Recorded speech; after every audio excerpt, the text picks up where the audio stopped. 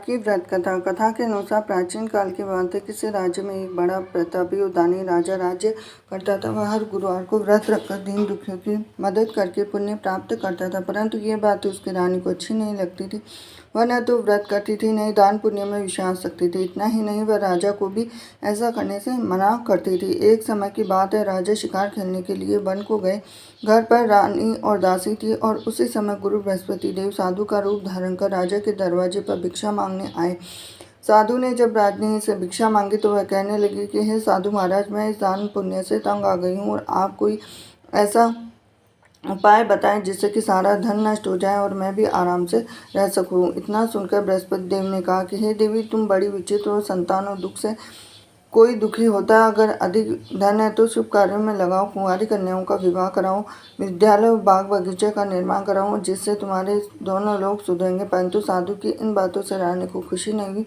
उसने कहा कि मुझे ऐसे धन की आवश्यकता नहीं जिसे मैं दान दूँ और जिससे संभालने में मेरा सारा समय नष्ट हो जाए। तब साधु ने कहा कि अगर तुम्हारी ऐसी इच्छा है तो मैं जैसा कहूँ तुम्हें बताता हूँ वैसा ही करना। गुरुवार के दिन तुम घर को गोबर से लीपना, अपने बालों को पीली मिट्टी से धोना, राजा से हजामत बनाने को कहना, भोजन में मांस मदिरा का प्रयोग करना, कपड़े धोबी के यहाँ धुलने देना। इस प्रकार 7 बृहस्पतिवार करने से तुम्हारा समस्त धन नष्ट हो जाएगा। इतना कहकर साधु के रूप में बृहस्पति देव अंतर्धान हो गए। साधु के अनुसार कई बातों को पूरा करने पर रानी को केवल 3 बृहस्पतिवार ही बीते थे कि उसकी समस्त धन संपत्ति नष्ट हो गए। भोजन के लिए राजा को परिवार तरसने लगा। तब एक दिन रानी ने राजा से कहा कि हे रानी, तुम यहीं रहो, मैं दूसरे देश को जाता हूँ। तो राजा, क्योंकि यहाँ तो सभी लोग मुझे जानते हैं, मैं कोई छोटा कार्य नहीं कर सकता। ऐसा कहकर राजा दूसरे देश चला गया और वह जंगल से लकड़ी काट कर लाता, शहर में बेचा और इस तरह वह अपना जीवन व्यतीत करने लगा। इधर राजा के परदेश जाते ही रानी और दासी दुखी रहने लगे। एक बार जब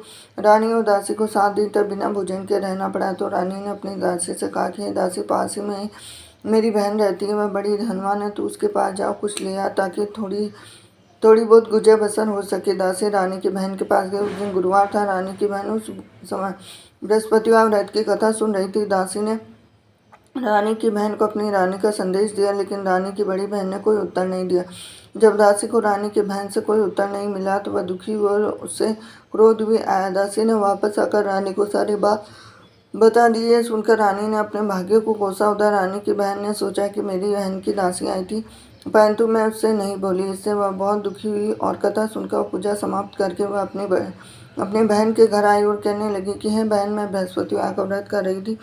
तुम्हारी दासी मेरे घर पे आई, परंतु जब तक कथा होती है तब तक न उठते हैं न बोलते हैं, इसीलिए मैं कुछ नहीं बोली। बताओ दासी क्यों आई थी? रानी बोली, बहन, तुमसे क्या छुपाऊं, हमारे घर में खाने को अनाज नहीं है। ऐसा कहते कहते रानी की आंखें भर आई और उसने दासी समेत पिछले 7 दिनों से भूखे रहने की पूरी बात अपनी बहन को बता दी। रानी की बहन बोली, देखो बहन, भगवान बृहस्पति देव सबकी मनोकामना को पूर्ण करते हैं। देखो, शायद तुम्हारे घर में अनाज रखा हो। पहले तो रानी को विश्वास नहीं हुआ, पर बहन के आग्रह पर उसने अपनी दासी को अंदर भेजा तो सच में अनाज से भरा एक घड़ा मिल गया और ये देखकर दासी को बड़ी हैरानी। दासी से कहने लगी कि हे दासी, जब हमको भोजन नहीं मिलता तो हम व्रत ही कर लेते, क्यों नहीं इससे व्रत और कथा की विधि पूछ ली जाए ताकि हम भी व्रत कर सकें। रानी ने अपनी बहन से बृहस्पतिवार व्रत के बारे में पूछा। अपनी बहन से बताया कि बृहस्पतिवार के व्रत में चने की दाल, मुनक्का, केले की जड़ में अर्पित करें, दीपल जलाए, व्रत कथा सुने, पीला भोजन ही करें। इस सब बृहस्पति देव भगवान विष्णु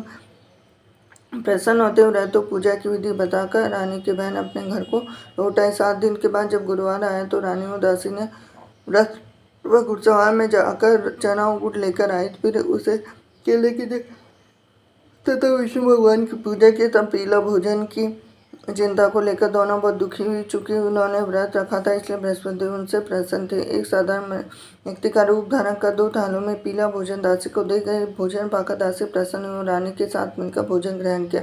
उसके बाद वह सभी गुरुवार को व्रत पूजा करने लगे। बृहस्पति देव की कृपा से उनके पास फिर से धन संपत्ति आ गई, परंतु रानी फिर से पहले की तरह आलस्य करने लगी। और दासी बोली, देखो रानी, तुम पहले भी इस तरह आलस्य करती थी, तुम्हें धन रखने में कष्ट होता था, इस कारण सभी धन नष्ट हो गया। जब बृहस्पति देव की कृपा से धन मिला है तो तुम्हें फिर क्यों आलस्य होने लगा? रानी को समझाते हुए दासी बोली, बड़ी मुसीबतों के पास हमें यह धन मिला है तो हमें दान पुण्य करना चाहिए, भूखों को भोजन कराना चाहिए, धन को शुभ कार्यों में खर्च करना चाहिए। इससे तुम्हारे कुल का यश बढ़ेगा और स्वर्ग की प्राप्ति होगी। पितृ और प्रसन्न होंगे। दासी की बात मानकर रानी अपना शुभ धन खर्चों में लगाने, इससे पूरे नगर में यश बढ़ने लगा। बृहस्पतिवार व्रत कथा के बाद श्रद्धा के साथ आरती करनी चाहिए। इसके बाद प्रसाद ग्रहण करके उसे ग्रहण करना चाहिए।